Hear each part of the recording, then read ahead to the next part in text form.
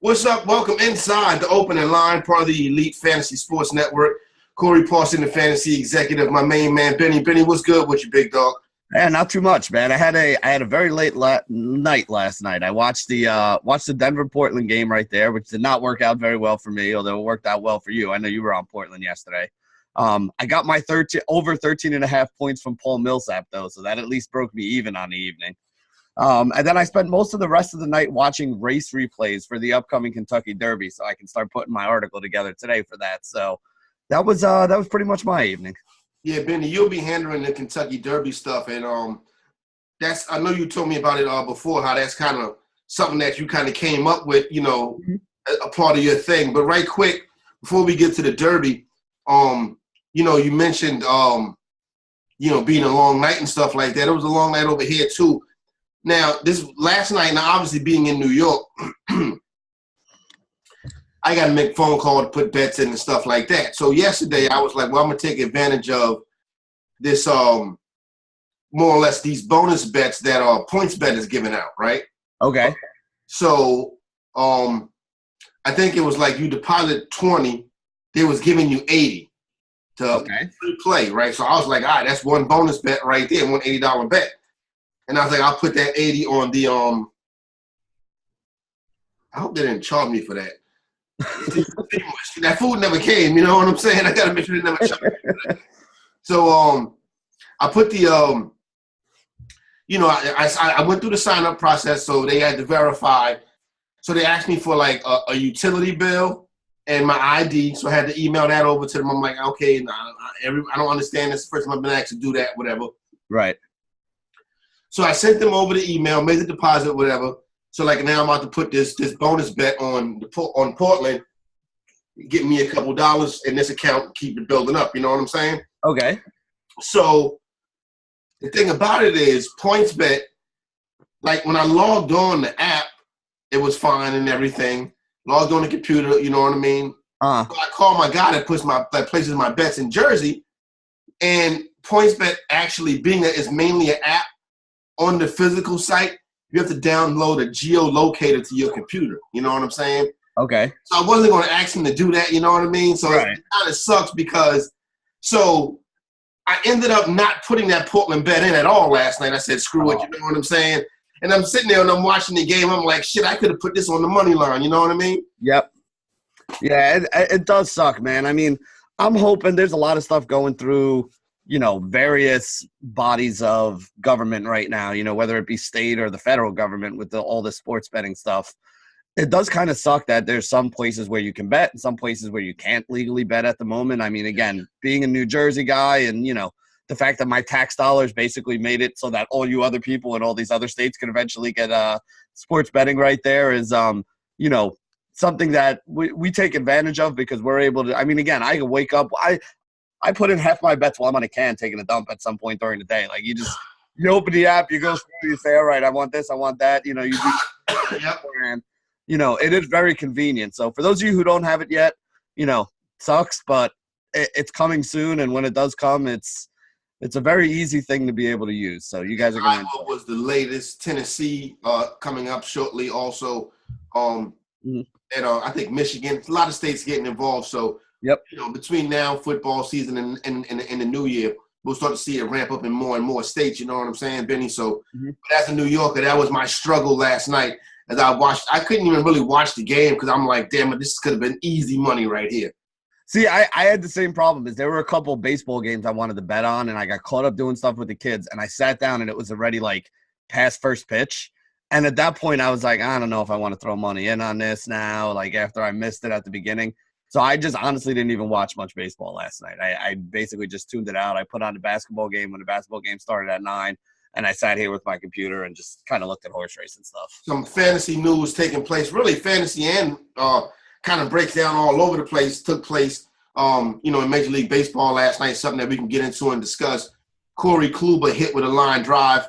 He fractured his forearm on that pitch. He's going to be reevaluated. But more than likely, Corey Kluber is probably going to miss, let's just call it what it is, more likely the rest of the season with this injury. Benny, listen, if you're a Corey Kluber guy in the season-long league, there really is no replacing that kind of talent. No, there is no replacing it whatsoever. I mean, you're basically just you're dropping down and moving up every other one of the pitchers on your staff that was a number 3 to a number 2 and a number 4 to a number 3 and all that stuff. The bigger problem is starting pitching just hasn't been good this year, especially at the top end. Like, people who paid up for pitching in their season-long drafts have not gotten good returns out of it. Like, Jacob deGrom hasn't looked great. Syndergaard hasn't looked great. Even Scherzer got, gave up a bunch of home runs in a couple of those games. Like, a lot of these guys that came off the board. I mean, Kluber was like a top 5 to 10 pitcher pick in just about every draft that, I had looked at and I had seen. So, when you lose your number one starter like that, it's definitely going to affect you. And, right now it hasn't hurt too bad because everybody else's number one suck. But over the course of the year, these guys usually are the ones that right the ship, and you're not going to have a chance for that to happen now. Well, one of the things I find interesting, Benny, like I said, because of this injury, do you think now that the Cleveland Indians become sellers? I don't know if they become sellers, but I'll tell you what, a lot of people picked the Indians to win this division this year.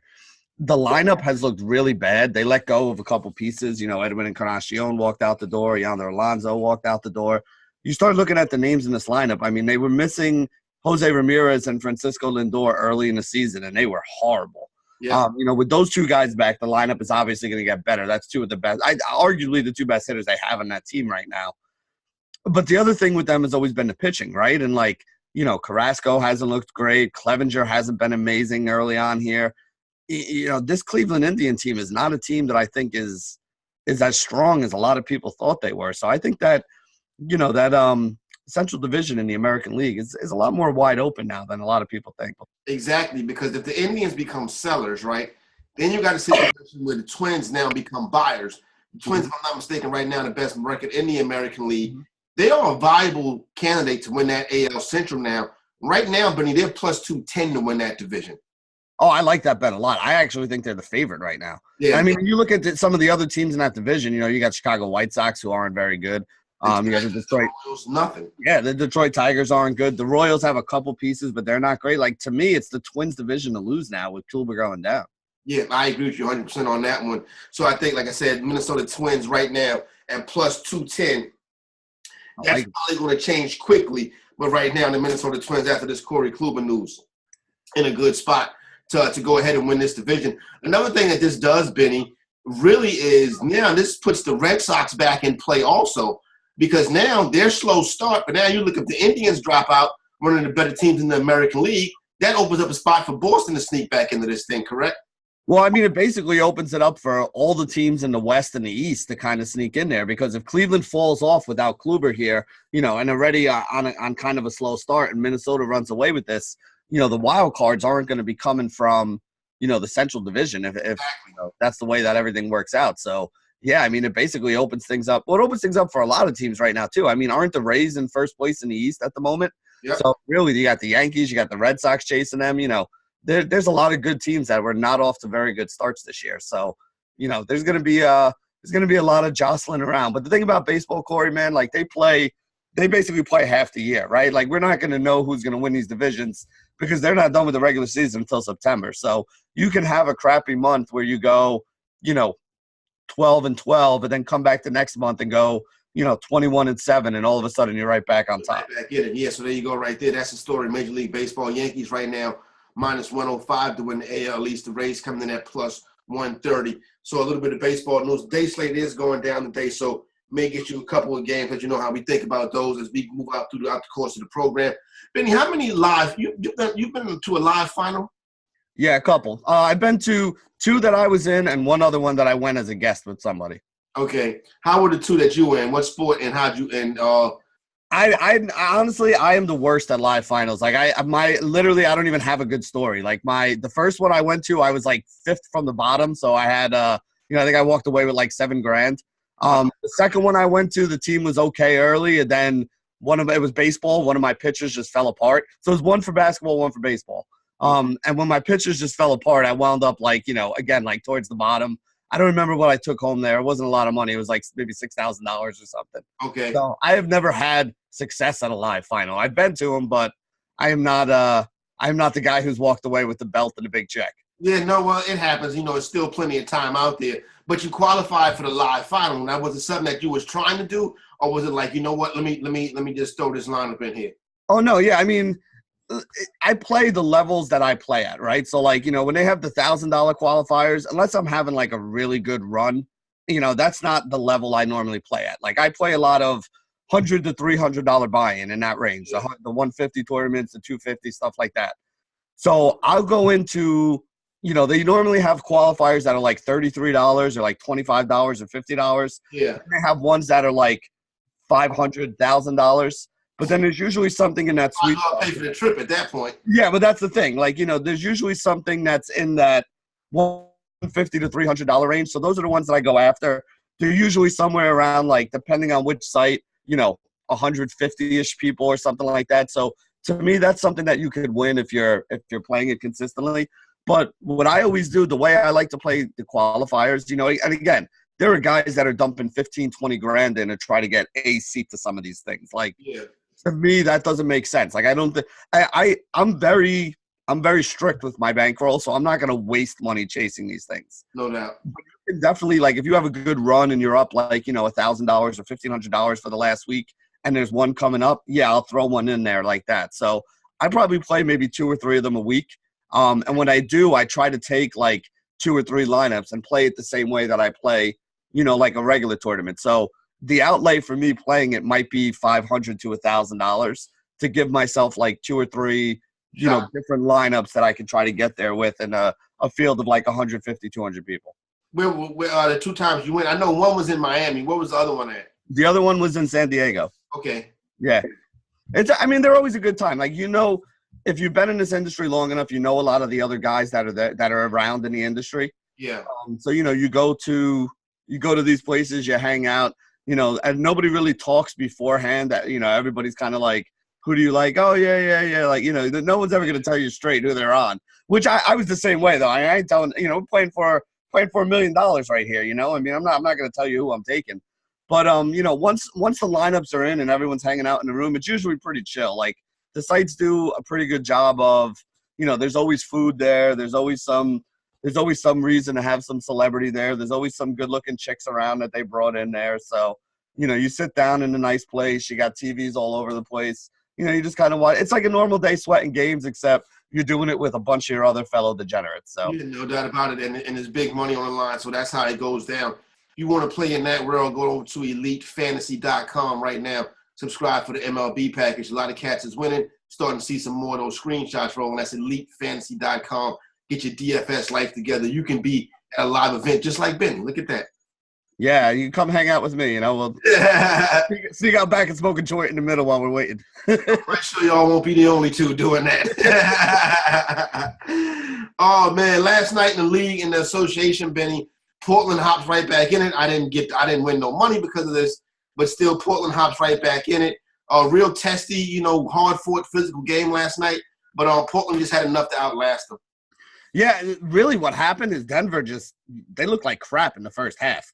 I mean, they had a stretch there. I think at the end of the game, they were down over 20, I think, in the first half at some point, and they had a stretch where they missed like 6, 7 3-pointers in a row. I think it was 4 for 20 at one point from 3-point line that they were. You're not going to win many games shooting 4 for 20, but to give you a little bit of, you know, faith in the next game, I mean, it ended up being like I think they got it down to like 4 or 5 points at the end there, so it still wound up being close.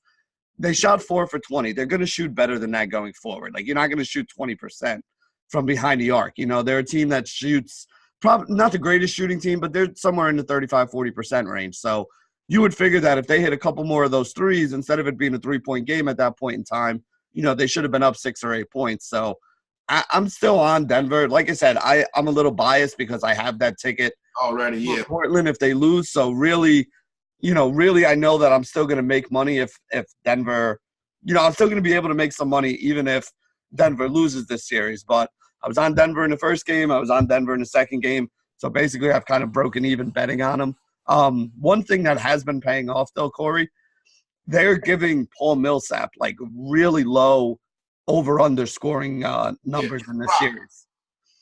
And the way that they have to play in order to match up with Enes Kanter and Al-Farouq Aminu, is they have to play big. So they have to play like Mason Plumlee and Jokic together, or they have to play Millsap and Jokic together, which is why Millsap has always had good games against Denver.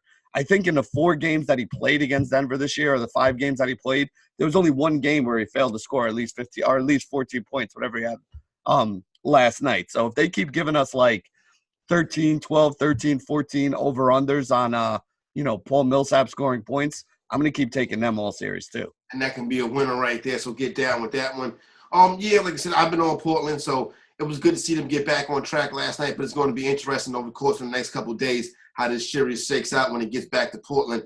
Got some big games coming up. Tonight, we get our first chance to go to Philadelphia, 76ers and the Raptors. And I looked at the number earlier, and it eludes me right now.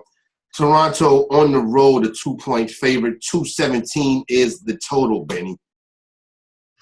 Now, see, that's interesting because they were basically 7.5 at home, right? Yep. So 7.5 at home would be 3 points for home court advantage would be 4.5. Now you switch it to Philly, so if you take 3 away from that 4.5, it should be like a 1.5 total. So they're actually a bigger favorite on the flat line if this was on a neutral court than they in Philly tonight than they were when they were at home. Yeah.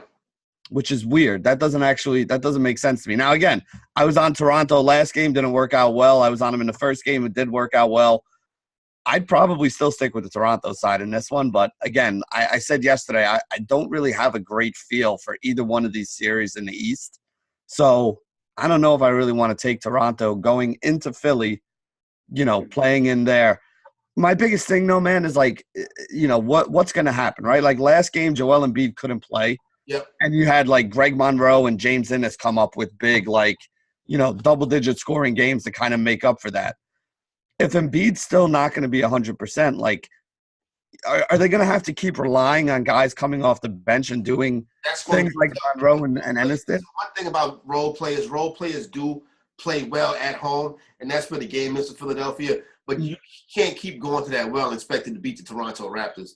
Like, that's the thing. Like, it's James Ennis and Greg Monroe. You know what I mean? Like, if those are the guys that you have to rely on to consist, anybody can pop for a big game, right? Like, we've seen guys who you're like, how the hell did that happen? Pop for 20 points here or there where guys just get hot.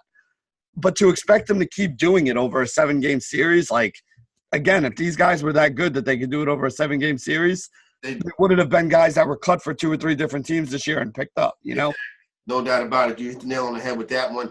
Listen, if anything, I take the over to 217. That seems low. If the game gets, it should be a little bit more up and down tonight, especially with these 2 teams going at it. So that's the way I would look at it.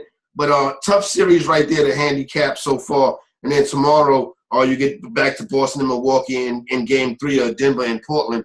So I'll go with the Raptors tonight. 76ers don't really have the best record at home. They can be beat. I think Toronto's going to look in here and try to get that home court advantage back. So that's the way I'm laying it down on that one, Benny. We got some day baseball going down today.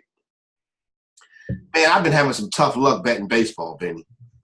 Yeah, bullpen's blowing up for you, or just guys not pitching well as starters? Bullpen shit is crazy, man. See, the bullpen thing, I hate losing that way, but when you're on a team and they're winning and the bullpen is what blows it for you, like, you can't really be upset about it because you did the right thing with your handicap and you got it to the right spot there. The bullpen thing is what makes baseball a little bit annoying. But, hey, it's part of the game, right? That's what it is. Yeah, no doubt about it. You ain't going to win all of them. If that was the case, it wouldn't be called gambling. You'd be someplace living in Las Vegas and doing it that way. We got the Mets and Cincinnati out at Citi Field today. They're going to get that. Is it raining this morning?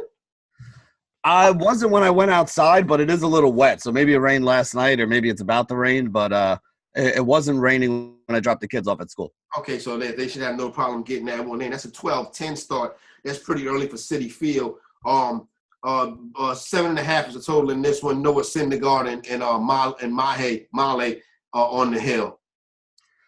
Yeah, I mean, you would expect Syndergaard to win. Like, Tyler Mahle is not a very good pitcher. Yeah. So you would expect this to be a pretty good spot for Syndergaard, but it's not like Syndergaard's been great this year either. That's what I was saying is like, the high-end pitching has really struggled this year.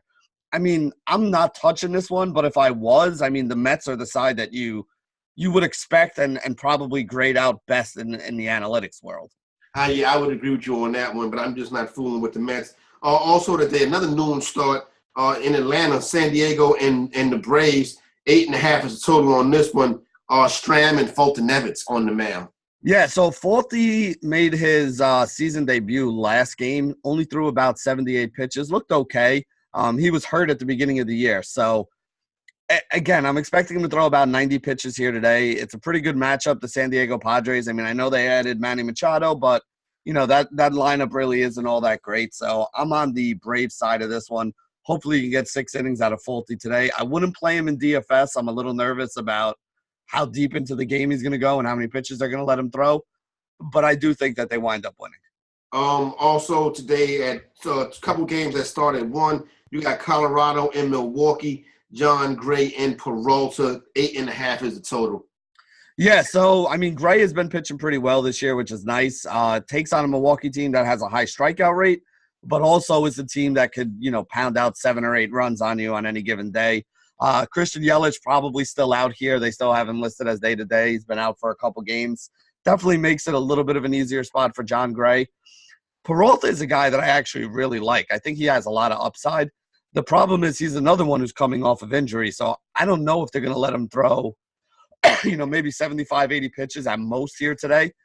He does have strikeout upside. Normally, I'd say this is a pretty decent matchup, but, if I had to bet this game, I think I'd rather be on the Rockies side. Houston and the aforementioned Minnesota Twins in Minnesota today. This is a nationally televised game on MLB Network at 1:10 p.m. You got Brad Peacock and Jose Berrios. Yeah, great pitching matchup here. Berrios is stepping into being one of the one of the bright young studs in this league. So tough matchup. I mean, Houston's lineup, top to bottom, does have a lot of good bats in it. And even Brad Peacock, I kind of like Brad Peacock. He's a nice SP2 option if you're playing on DraftKings today. He does have strikeout upside. I don't know how deep into the game they're going to let him go because he's kind of been going back and forth between being a starter and then, being a guy out of the bullpen. He was like their long reliever also last year with the, caveat that if somebody gets hurt and we need another starter, we'll throw him in there. He is a good pitcher. Like, I do like the way he pitches. I do like the production that he gives you, especially in fantasy with the strikeouts. I just worry about how long he's going to go, and I worry about that Minnesota lineup. So 2 good pitchers, 2 good lineups. Should be a good game. Gambling-wise, though, Corey, I don't want to touch this one. I agree with you on that one. It's probably a situation that you stay away from.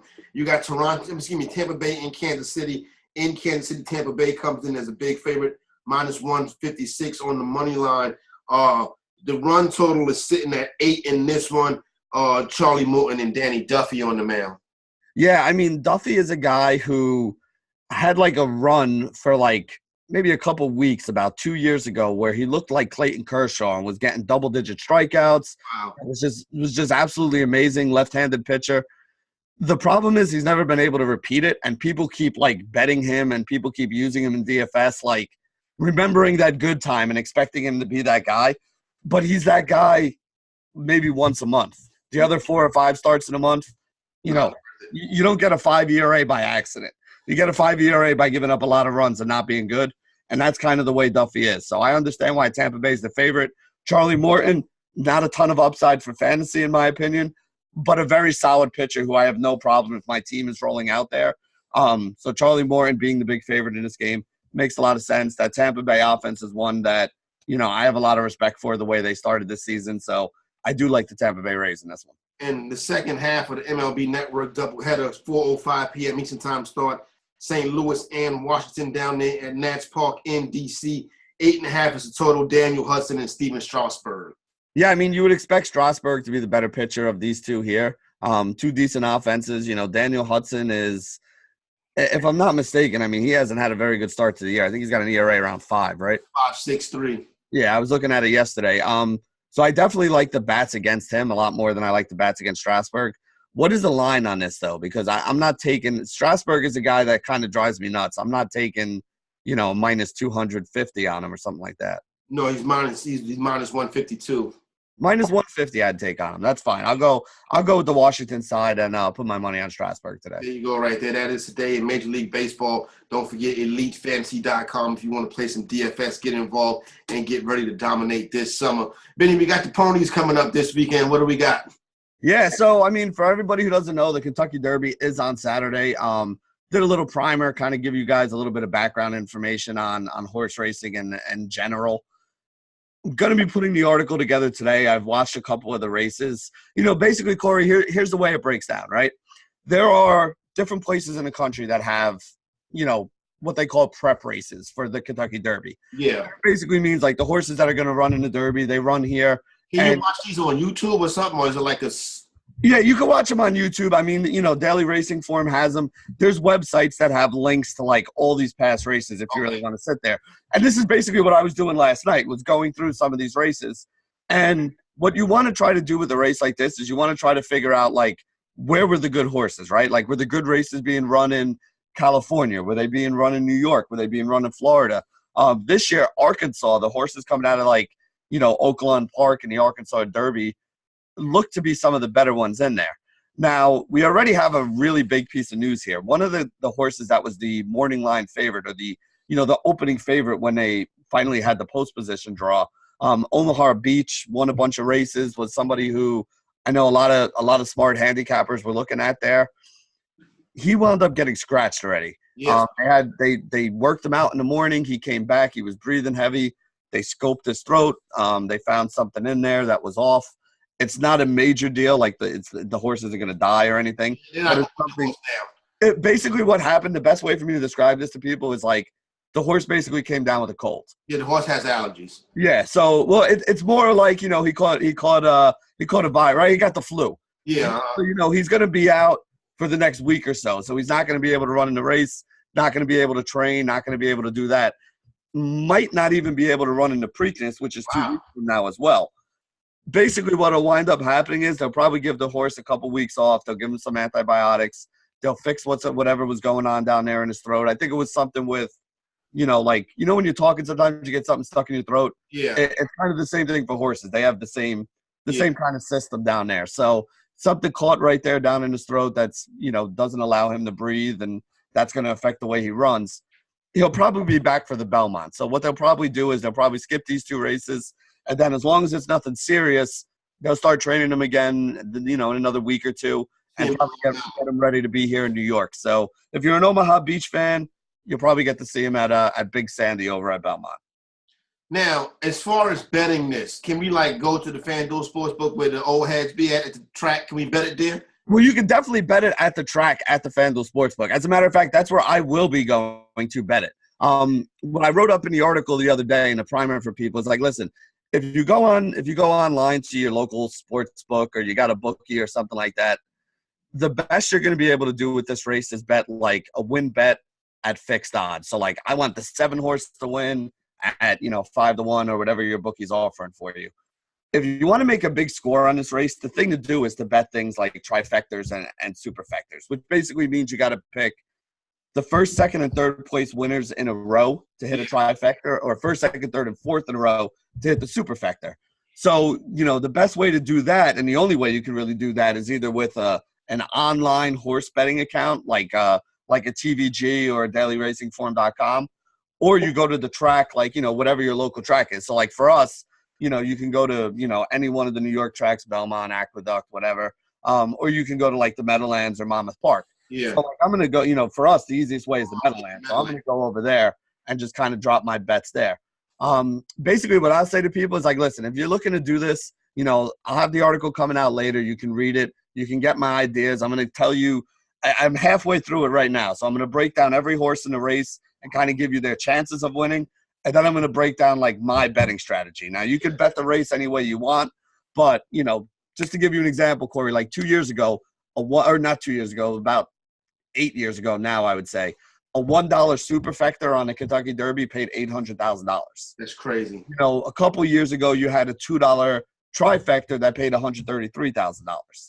Now, the thing is, though, if you hit the first 3 horses, then that's pretty damn good. But it's almost impossible to hit the first 3 horses. Well, not even like, okay, if I hit 2 out of 3, I get $100 or something like that. You don't get anything. That's the thing. It's like, and the other thing too is you have to hit them in order, right? So like, if you said I want the 1 to win, the 2 to come in second, and the 3 to come in third, and the 2 wins with the 1 in second and the 3 in third, even though you had the 3 right horses, unless you boxed it and paid extra money, you don't win. You got to pick it exactly. You got to get the order exactly right on your ticket to win anything.